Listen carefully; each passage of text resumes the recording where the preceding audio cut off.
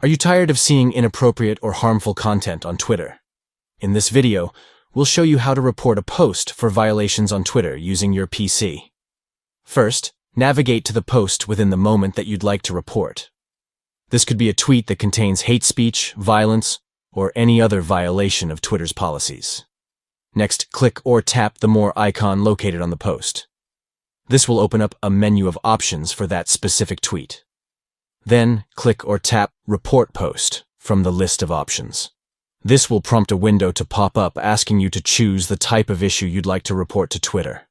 Select the appropriate category that best describes the violation in the tweet.